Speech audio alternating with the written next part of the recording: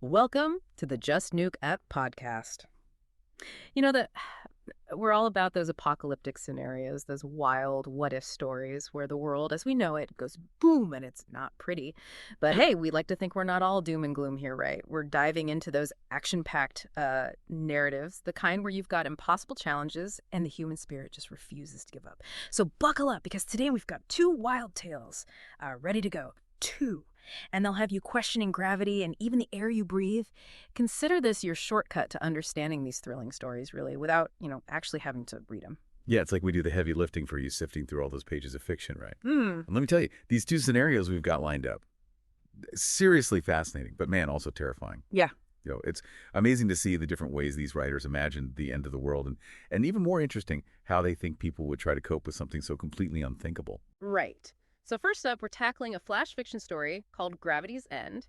Imagine a cosmic event that just flips Earth's gravity on its head. Buildings.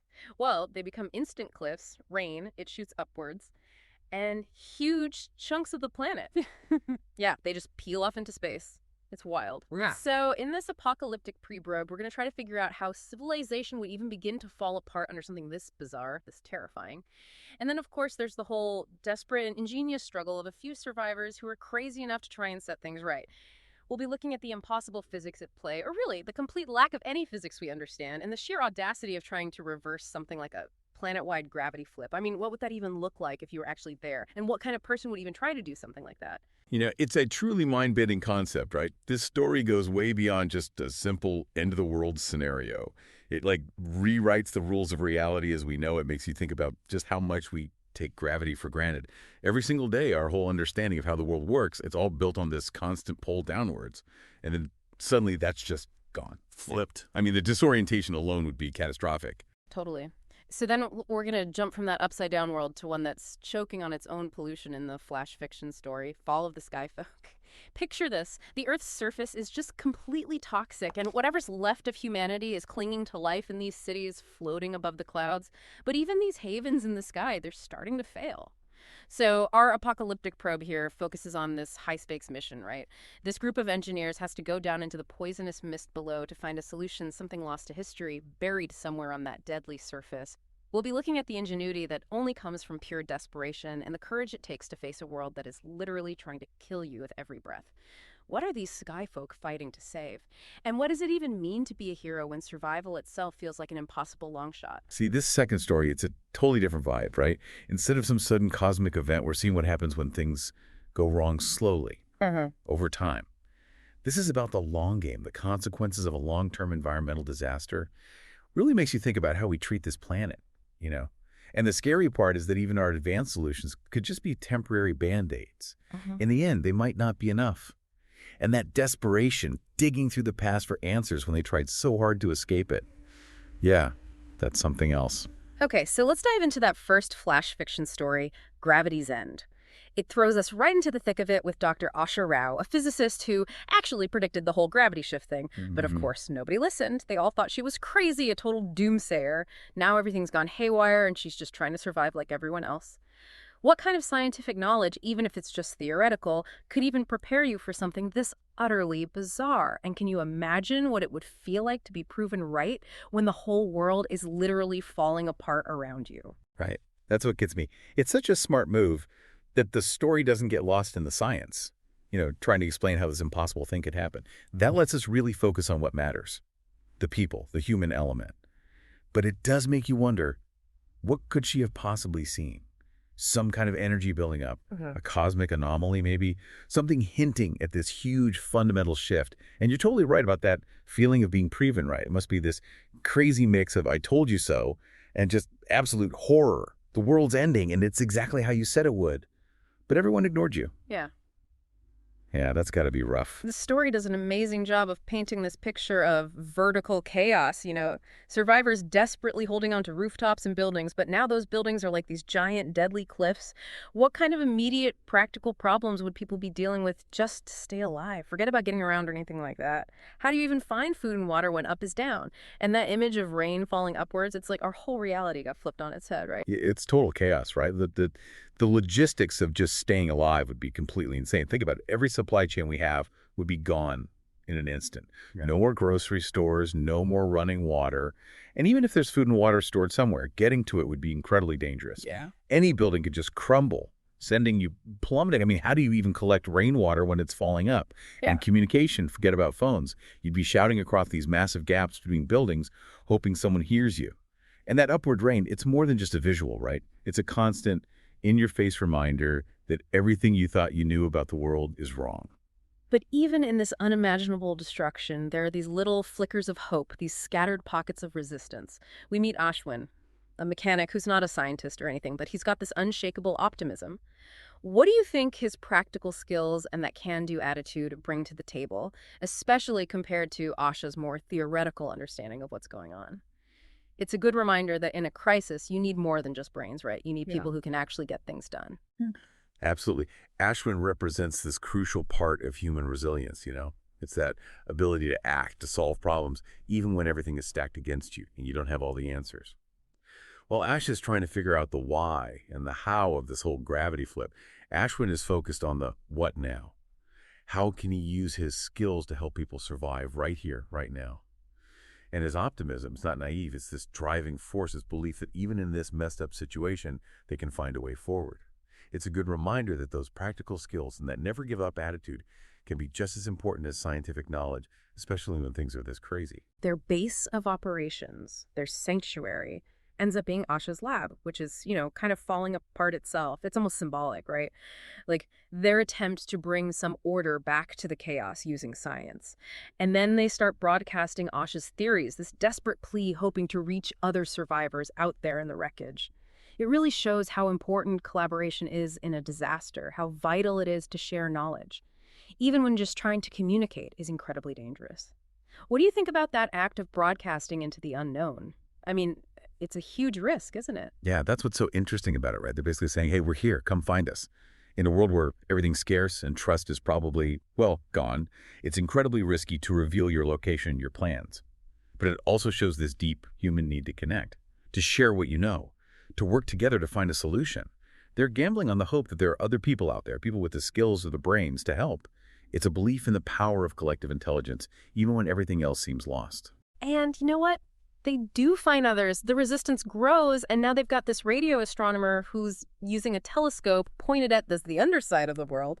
And then there's this teen hacker who's broadcasting from an upside-down library. I mean, that's just awesome. These details really paint a picture of this society that's fractured, but still fighting, still adapting to this impossible situation. How do you think people would repurpose the technology we have in a world where gravity's flipped? It's going to be pretty wild. Like totally sparks the imagination, right? That image of the radio telescope, Yeah. I mean, they're basically studying the new gravity from a whole new perspective, a reverse perspective. And that teen hacker, using an upside-down library as their headquarters, so resourceful. Yeah. People will be coming up with all sorts of crazy stuff about vehicles modified to move vertically, climb up the sides of buildings, communication devices that work even with the weird gravity, maybe short-range signals or something. Even everyday objects would have totally new uses in a world where up is down. It'd be like a constant invention marathon. Now, here's where it gets really interesting. Their plan to try and reverse the gravity shift using whatever infrastructure they can salvage, particle accelerators, generators, anything they can find. But it's got to be incredibly dangerous, right? I mean, they're essentially messing with the same kind of forces that might have caused this whole mess in the first place. What could go wrong? What are the potential consequences? Yeah, the risks are huge, no doubt about it. They're basically trying to fight nature with technology that they barely understand. And they're doing it on a planetary scale. It's like trying to fix a broken watch with a sledgehammer. The potential for things to go sideways is just enormous. I mean, what if their calculations are off even a little bit? What if the equipment they're using can't handle that much energy? They could easily make everything worse. Yeah. Cause even more planetary instability, trigger something even more catastrophic. It's this desperate gamble where the potential reward is huge, but the risks are just as terrifying. And then, you won't believe this, the story throws in another wrench. There's conflict coming from, the remnants of the old authorities. They see Asha's plan as a threat, even though the world's already pretty much ended. It's a classic theme in these apocalyptic stories, right?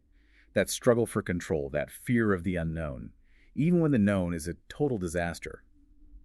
Why do you think we see this kind of internal conflict so often in these kinds of stories? I think it's because it reflects something really fundamental about human nature. Hmm. you know, especially in a crisis. Fear and the need to be in control, they can easily override logic and the need to work together. Even though their power is basically gone, these authority figures might see Asha's plan as a challenge to what little they have left. Or maybe they're just terrified of the unknown, even though things are already about as bad as they can get. That internal power struggle, it adds this whole other layer to the story. It reminds us that sometimes the biggest obstacles to surviving a crisis don't come from the crisis itself, but from other people. One of the most powerful moments in the story is when Ashwin sacrifices himself. He uses this jury-rigged gravity grenade to buy Asha time. It really shows the personal cost of this fight for survival and how heroism can come from the most unexpected places. What do you think his willingness to do that, to give up his life for this plan, says about how much he believes in what they're doing? I think it says everything, you know? Even though he's not a scientist, Ashwin understands how important Asha's work is, and he's willing to do whatever it takes to protect it.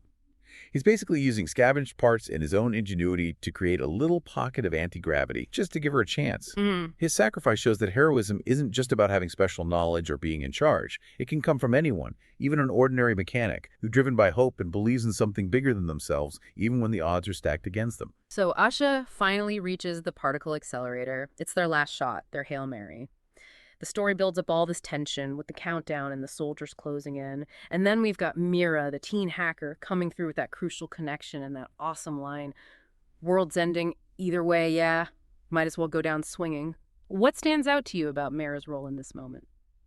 I love that Mira represents this whole generation that's grown up in this chaos, you know? They've adapted to this upside-down world in ways the older generation just can't. Her hacking skills, they're what saves the day. It shows how valuable even unconventional skills can be in a crisis. Yeah. And that line, yeah, that's perfect. We know they'll go down swinging. It sums up the whole spirit of the resistance. They've already faced the worst. They've got nothing left to lose, so why not go out fighting? It's this powerful statement about human resilience, a refusal to give up, even when it seems like all hope is gone. So they activate the accelerator, but it doesn't fix everything. It's more like a lurch, a temporary shift, like they've bought themselves some time. Asha realizes that she can't just magically fix everything. She's not a savior, but she's given them the tools to endure it. That's a really important difference, isn't it? Sometimes survival isn't about completely solving the problem. It's about learning to live in a new, messed up reality. What do you think about Asha coming to that realization? And I think it's a huge moment for her. Yeah. It's a shift from this idea of a miracle cure to a more realistic, more sustainable kind of hope. Real resilience, it's often not about going back to how things were, but about adapting to how they are now. By giving them the means to survive instead of just trying to fix everything, she's empowering these people to face their new reality head on. They can adapt, they can rebuild, and it's a much stronger kind of hope, you know. It's based on their own ability to cope and change one crazy, impossible step at a time. The story ends with this image of an upside-down world. It's still broken, still wrong, but there's life, this stubborn pulse of life beating on Asha and Mira have this exchange. Time to get to work. We've got a world to rebuild, one crazy, impossible step at a time. That says it all, right? What kind of skills, what kind of mindset would be most valuable in rebuilding after something like this? I think the most important thing would be adaptability. A willingness to learn new things, to invent new solutions, to never stop trying. And of course, you'd need practical skills. Engineering, construction, even farming, but in this crazy new way. But even more than that, you'd need the right attitude, collaboration, resilience, and this fundamental belief that they can build a future, even if it's completely different from what they knew before. That last exchange between Asha and Mira, it highlights just how enormous the task is, but it also shows that they're ready to face it together, one step at a time. Okay, time to switch gears completely. That next flash fiction story you sent us, Fall of the Sky Folk, it takes us from a world with flipped gravity to one that's suffocating under a toxic atmosphere. Sky City, this cramped, rationed existence high above the poisoned earth, it's immediately clear that this isn't some paradise. It's a last resort, a desperate attempt to survive. And we meet Mara, this tinkerer, who actually finds some kind of satisfaction in keeping this fragile city run. She's like the unsung hero, right? Yeah. The one keeping civilization from falling apart. What do you think Mara's character says about what it takes to survive in this totally different kind of apocalypse? She's a great example of how, even in the worst situations, people still need a purpose. They need to feel like they're contributing, you know. Mara represents all the engineers, all the maintenance workers, the people whose job it is to keep things running, even when the world's falling apart. They don't get the glory. They're not the heroes, but they're the ones who make sure the lights stay on, the air is breathable. And her character really shows that survival in this kind of situation, It's not about these big heroic moments. It's about doing the work, day after day, even when it's thankless and dangerous, just to keep things going. The story doesn't waste any time throwing us into a crisis. Either alarms are blaring, everything's going haywire, air purifiers are failing, power's flickering. It's pure panic. Hmm. And it really drives home how vulnerable these sky cities are. Their haven, it's not just failing, it's literally falling apart. This is a very different kind of threat compared to the sudden, chaotic gravity flip in the first story. What do you see as the main differences between how these two apocalypses unfold? Yeah, the apocalypse and fall of the Skyfolk. It's much slower, more insidious. Yeah. It's not some big, sudden shock to the system. It's more like this gradual decay. These life support systems that keep everyone alive, they're breaking down, and everyone knows it's only a matter of time before it all collapses. That creates a different kind of tension, a growing dread. And the race against time, it's not just about surviving the initial disaster, it's about trying to fix things before they get even worse. It's like the threat of suffocation, slowly running out of air instead of being hit by a meteor. And then there's this moment where the chief engineer, he's totally overwhelmed and he just throws these ancient schematics at Mora. He's pointing to these ancient filters on the surface down in that toxic wasteland. And he's basically saying, this is our only hope. It's a really cool idea that the past, even a past that's poisoned and dangerous, could hold the key to the future. Why do you think the people in Sky City have lost this knowledge about these filters? Why didn't they keep that information? It's a good question, right? Maybe they've just been up in those sky cities so long that they've lost touch with the surface, with their own history. They're so focused on their technology, they've forgotten what came before. And maybe, just maybe, this knowledge was intentionally buried. Maybe they were afraid of what's down there. Or maybe they thought they'd solved all the problems by escaping to the sky. It shows you how dangerous it can be to rely too much on technology. You might lose those vital pieces of knowledge from the past, the things that could help you when things go wrong, even if they seem outdated. So Mara pulls together this team, and it's a pretty diverse group. We've got Jax, who's this tech whiz, Theo, who's brilliant but a little bit out there, and Kira, the surface expert, who's the only one who knows anything about that deadly world below. It really shows how important it is to have different skills when you're facing a crisis. And Kira, being comfortable down on the surface, that makes her invaluable. What does this say about the kind of leadership that's most effective in this kind of desperate situation? Exactly. It's not about following orders or having someone bark at you. It's about knowing what your people are good at and using their strengths. Mara gets that. She brings together these people with totally different backgrounds and skills. Jax with his tech intuition, Theo with his outside-the-box thinking, and Kira, well, she's their lifeline to the surface, the only one who can navigate that toxic wasteland. It's a great example of teamwork, Everyone brings something to the table, and every contribution is essential for survival. It's not about one hero, it's about the team. The story describes their descent into the toxic mist as a total nightmare. I mean, this stuff isn't just pollution. It's like this corrosive living thing that's trying to kill them. It really shows how bad the environmental disaster must have been to force humanity to abandon the surface altogether.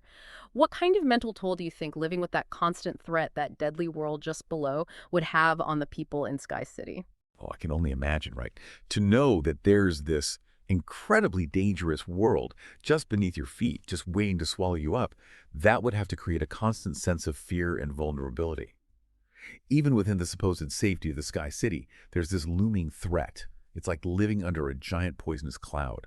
And actually going down there, facing that reality head on, that would amplify all those fears tenfold. It would be a constant reminder of what they've lost and what they could lose if they fail.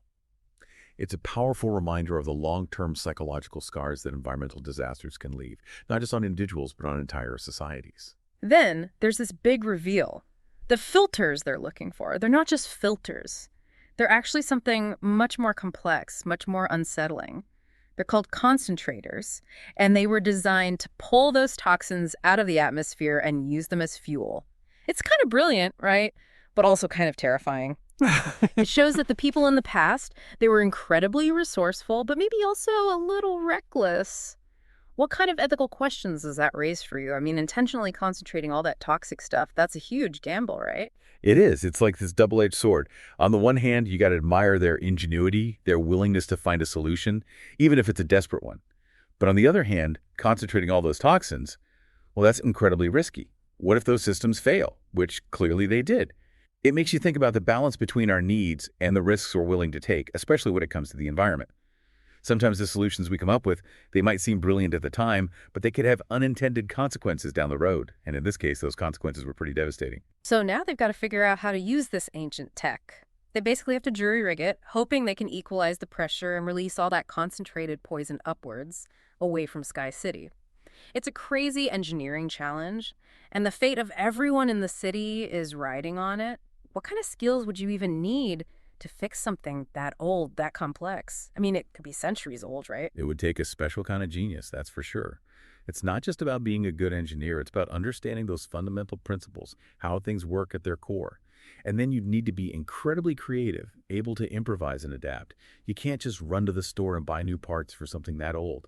You have to figure out how it was designed, what's still working, and how to make it work with your current technology, which is probably way more advanced. It's like the ultimate MacGyver challenge, right? Using whatever you can find to fix a problem that could mean the end of everything. After they get everything set up, they report back to Sky City. And then there's this agonizing silence.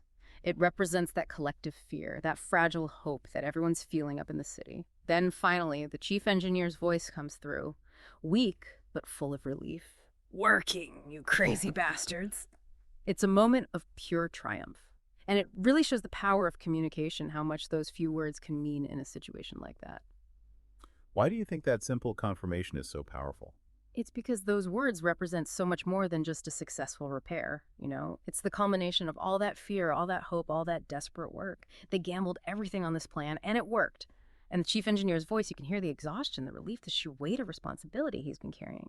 It's a really human moment, a reminder that even in the craziest situations, we still need that connection, that reassurance that things are going to be okay. And for the people of Sky City, those words, working, you crazy bastards, that's what they've been waiting for, playing for. It's like this giant sigh of relief after holding their breath for way too long. But even though they've pulled it off, releasing all that concentrated poison into the upper atmosphere, that's got to be dangerous, right? Their suits are barely holding up against the toxic air. It shows how much risk they were willing to take, how close they came to sacrificing themselves to save everyone else. What does that say about their commitment to their community, their willingness to put their lives on the line like that? It shows that they're willing to do absolutely anything to protect their people, even if it means facing certain death. They're not doing it for glory. They're not doing it for recognition. They're doing it because they believe in their community and the future of Sky City. And that kind of selflessness is the truest form of heroism. It's not about capes and superpowers. It's about putting the needs of others before your own, even when the odds are stacked against you. Then the extraction teams arrive, and everyone's calling them heroes. But Theo, he's got this great line. Heroes? Nah. We're just the ones crazy enough to fix the damn leaks. It's funny, but it's also true. It challenges that whole romanticized idea of heroism and brings it back down to earth, to the dirty, dangerous work that actually had to be done. What do you think about Theo's reaction? It's a great reminder that sometimes heroism is more about necessity than glory. It's about doing what needs to be done, even when it's scary and messy. And Theo, he knows that they haven't really solved the problem. They've just bought themselves some time. They fixed the leak, but the pipes are still corroded. The whole system is still falling apart. And maybe that's why he's so cynical. He knows that the real work, the real challenge, is still ahead of them. And Mara gets that too. Even though they've succeeded, she knows it's not a permanent fix. The surface is still toxic. The sky cities are still fragile. They've bought some time, but the clock is still ticking. What kind of challenges do you think the Skyfolk are going to face going forward, even after this immediate crisis is averted? Well, the biggest challenge is still the environment, right? The surface is a wasteland, and that's not going to change overnight. They're running out of resources, and they can't just keep expanding their cities forever. So they need to find a way to fix that, to clean up the mess they made, or maybe find a way to live with it, adapt to it. And then there's the cities themselves. They're old, they're falling apart. They need to find a way to make them more sustainable, more resilient, so they don't keep having these near-death experiences every few years.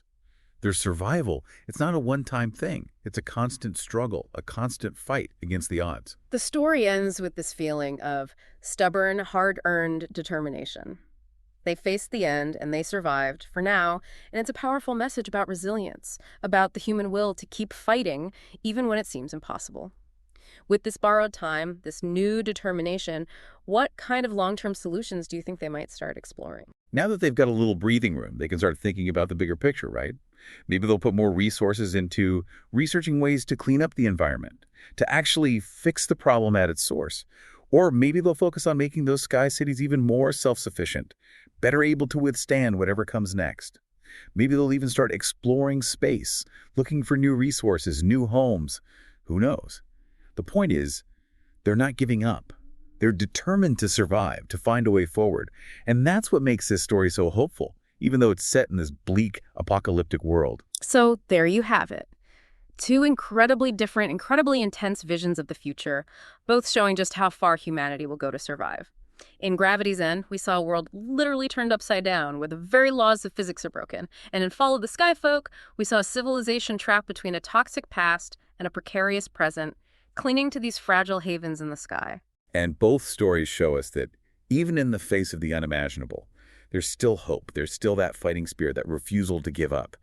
It's a reminder that even when everything seems lost, humanity can find a way to adapt, to innovate, to push forward. It's a pretty powerful message, even if it's wrapped up in these apocalyptic tales. What do you think about all this, listeners? What resonates with you?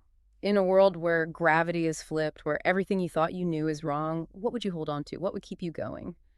And in a world poisoned by our own mistakes, what responsibility do we have to the future, to the people who will inherit this mess? It's not just about surviving the apocalypse. It's about what comes after. How do you rebuild? How do you create a new normal? And what lessons can we learn from these stories, even though they're fiction? Are we doing enough to protect our planet, to ensure that the future isn't some dystopian nightmare? These are questions we all need to be asking, not just for ourselves, but for the generations to come. These flash fiction stories, they're short, but they pack a punch, don't they? They make you think, they make you feel, and they remind you that even when things are at their worst, there's still a spark of hope, a flicker of resilience. It's that spark, that resilience that we need to hold on to. It's what will get us through the tough times, the challenges, the unknown. It's what makes us human. So keep thinking about these apocalyptic probes. Keep asking those tough questions. And keep that spark of hope alive. You never know what tomorrow might bring. Absolutely, and we'll be right here with you, exploring those possibilities, those what-ifs, those end-of-the-world scenarios. Because even though it's scary, it's also incredibly fascinating to see how we might overcome the impossible. Thanks for joining us for this apocalyptic probe on the Just Nuke It podcast. If you enjoyed this dive into the wild world of flash fiction, don't forget to rate and follow the show for more captivating tales from the edge of oblivion. See you next time. Until then, stay curious, stay safe, and stay resilient.